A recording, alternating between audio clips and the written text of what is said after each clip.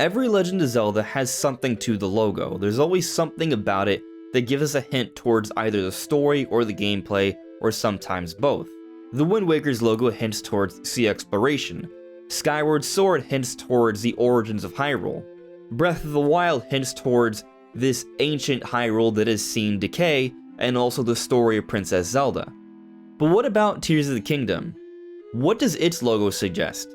I think you could even argue there seems to be a bit more to the logo in Tears of the Kingdom than prior Zelda games. What could it be hinting at here? Well, that's what we're talking about today.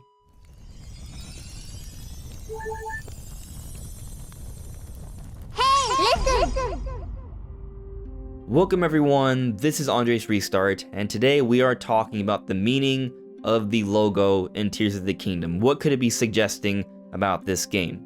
So the first thing that people have been pointing out with this logo is that it seems to be showing off something like an Ouroboros-like symbol.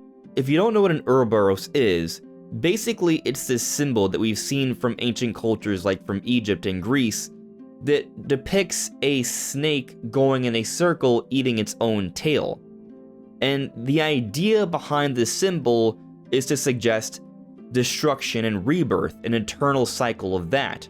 Because it's eating its tail, it's destroying itself, but because it's eating, it's also acquiring sustenance, life, nurturing itself.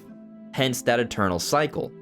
So some are speculating that this eternal cycle might relate to the story in Tears of the Kingdom, because both Breath of the Wild and Tears of the Kingdom by extension take place the farthest down the timeline than any previous Zelda game.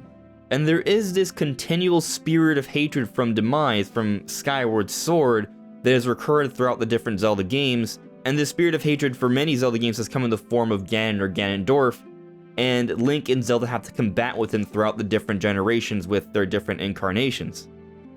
So some are thinking that by showing off this symbol that could be suggesting eternity, maybe a big part of the story for Tears of the Kingdom is all about breaking down this cycle. I'm not going to dispute that maybe that was somewhat of their intent with this design for the logo, but I think there's more to it than just that. Let's consider that with an Ouroboros, it's about a single serpent eating itself in a circle. Yet here we see two serpents going about in a circle, not eating each other. Their mouths look to be entirely closed. What might these two serpents rotating about each other suggest? Well, let's consider a few other things first here. There's another part to this logo that's pretty significant, and that is the Master Sword. We see the Master Sword is more destroyed than it ever has been before, and from the trailers we can figure that during this initial fight with Ganon, this corpse mummy Ganon, Link's sword is destroyed. But this logo also shows a green-like blade attached to it, and I do think there's going to be some element of restoring or powering up the Master Sword. This is something we've seen in previous Zelda games, and what's interesting about this is that typically when there's been this effort to restore or reforge the Master Sword, the sages are a big part of this effort, and interestingly, in the title reveal trailer, we see these 7 different orbs, potentially 7 different tiers, and with this number 7, I think it could be hinting at the 7 sages. And I think this idea is further strengthened when we take into consideration that it looks like the persona of Ganondorf is also returning, because in the past, the sages have been used to combat Ganondorf as well. So with all of this in mind, what might it be suggesting? Well, one of the first things I want to talk about here has to do with the connections of both the up and the down. So what I'm getting at here is that if Link is going to be looking for the sages or the tiers throughout the world of Hyrule, he's going to be required to go to different places in Hyrule. And from what we've seen of the footage, we've seen there's a lot of areas in the sky, there's clearly the surface, but also areas below as well. Caves, catacombs, underground. There are areas to explore under the surface. And we've discussed in previous videos how when we take a look at the very first trailer, we see that first green swirl where the hand is coming from on top of Ganondorf, but it is connecting to like this upside down pyramid. But we see these green swirls all throughout the world of Hyrule, and it may be the case that these green swirls are all about making connections to above and potentially also below, since the first one is underground. We even see in some footage what appear to be these dark, wispy-like lines connecting the Sky Islands to whatever is below the clouds. And I've theorized that these potentially could be related to these pockets or holes of malice that we see throughout the surface that might actually be literal holes that take you to down below. But what you might be thinking at this point is that, okay, sure, Link is going to be exploring the skies, the underground, the surface of Hyrule, making different connections with different areas and things like that. That makes sense, perhaps maybe to power up and restore the Master Sword. But how does this relate to the Ouroboros, or the two dragons rotating around each other? Well, let's consider that we've seen a whole bunch of dragon symbolism all throughout Tears of the Kingdom. We've had the many theories that there is this huge emphasis on what appear to be Zonai ruins, and the Zonai worshipped Farosh, a dragon from Breath of the Wild, and we see dragon depictions all throughout. We've actually seen actual evidence of literal dragons in the skies in Tears of the Kingdom already, and we also see what appear to maybe be some eggs that could potentially be dragon eggs, and there's also this big door that has two dragons aiming upwards. And what's interesting about this door is that the dragons are facing each other in an upwards direction, almost like they're kissing each other. Very different from the logo we see where they're rotating around each other. Why is this different? Perhaps it's somehow related to this area being in the sky. If this logo is meant to symbolize the overall journey between the skies, the surface, and below, maybe the logo or the symbol looks different in the sky because this is just a sky area. And I could even go a step further and say that because this is a door that's opening up to the sky area, this could relate to the journey of the dragons from Breath of the Wild when they go through the cloud barrier and enter the heavens. Which actually brings me to this description of the divine dragons from Creating a Champion. The dragon ascends to the heavens as the sun begins to set.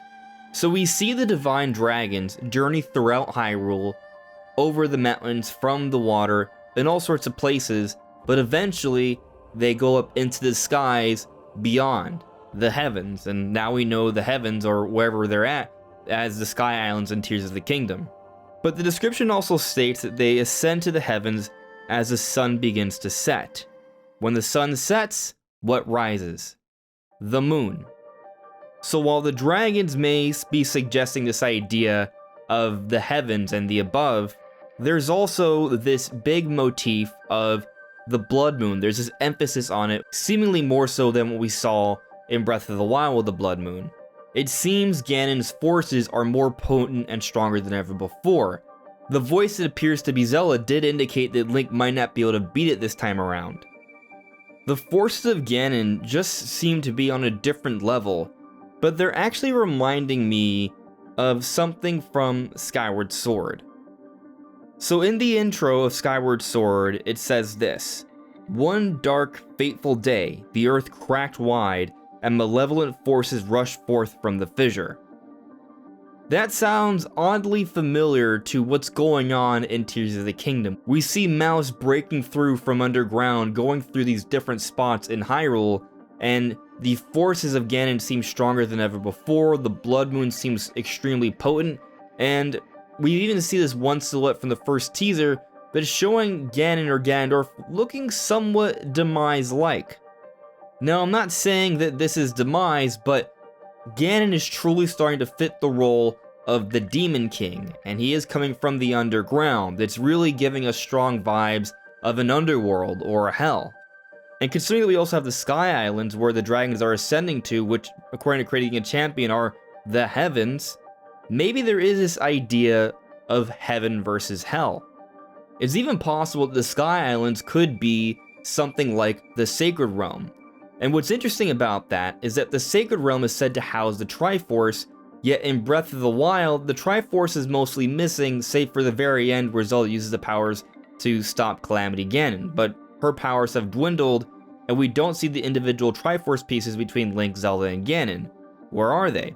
Well, maybe they're somewhere in the Sky Islands. Maybe it is the Sacred Realm. I think this becomes more believable when you consider that the Sacred Realm has always been depicted as a golden land, and there is quite a bit of golden trees and leaves and grass we see throughout the islands, and there's also these torii gates, all supporting the idea that this is a heavenly-like area, potentially the Sacred Realm. And there's even some islands that go up far beyond what we can even see. How far can you go? Could we potentially get so far that we might even be close to space? That may seem like a crazy idea, but consider this for a moment. The Blood Moon's high up there. And how are we going to stop Ganon? Maybe there's going to be some sort of effort to approach the moon, which may seem insane, but I'll throw this other idea out at you. The Sheikah have multiple structures that show constellations. And there's actually some testing footage and ideas that show UFOs during Breath of the Wild's development. Perhaps some of these ideas could be making their way into Tears of the Kingdom. Link can build all sorts of ships and parts. Maybe some of those parts can be used to perhaps help him getting even further high up into the skies, so high we might even be getting close to the moon. Again, may seem crazy, may not be the case, but clearly there's an emphasis on exploring far above into the heavens. And then there's this underworld as well that could be very hell-like.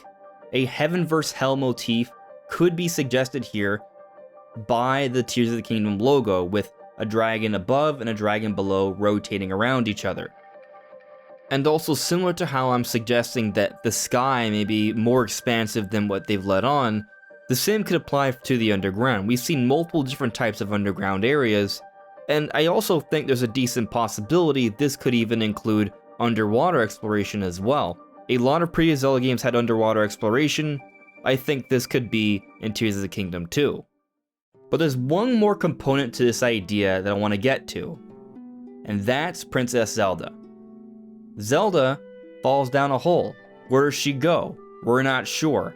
I personally think it's unlikely that they're just going to kill her off. They went through all the effort of changing her design. She's traveling alongside Link this time, and there's a strong demand for Zelda to have more of a role, especially after she was mostly just a damsel in distress from Breath of the Wild. And they even have this new art that shows Zelda with a new type of Sheikah Slate. Maybe she could be using it throughout the course of Tears of the Kingdom. Maybe she's going to be playing more of a significant role traveling throughout the underground or the underworld, making connections with Link throughout the game, and they're going to be working together. I don't know if this would mean that Zelda would be playable, but it's possible. If they can somehow do that without taking away from the open exploration with Link, then I think they should definitely go for it. And I will point out that there is this survey that talks about Link and Zelda working together to stop the malevolent forces that threaten Hyrule. So maybe the logo really is indicating that Link and Zelda may be working together.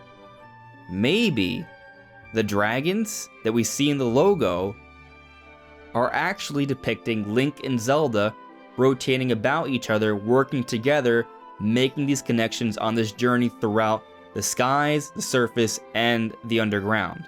Consider this. The three divine dragons represent the three different goddesses that represent the three different pieces to the Triforce. Farosh represents the Triforce of Courage, which has been possessed by Link throughout the different Zelda games, and Naydra represents the Triforce of Wisdom, which has been possessed by Zelda throughout the different Zelda games. Two different dragons. Maybe Link and Zelda represent the two dragons in the logo. And I'll point out this one last little thing. We do see the door where there are two dragons seemingly kissing each other. Maybe there's even some sort of idea of a romance here, with these two dragons rotating, courting about in the logo. There could be something to this idea. At the very least, the logo could be implying the journey in Tears of the Kingdom, with the above and the below, heaven and hell, the sacred realm, the underworld, and this relationship between Link and Zelda. And could you still somehow tie in this idea of an eternal cycle? Sure, that could easily fit in there too. But what do you guys make of this theory? Does it make sense? Do you have other ideas? Let me know in the comments below.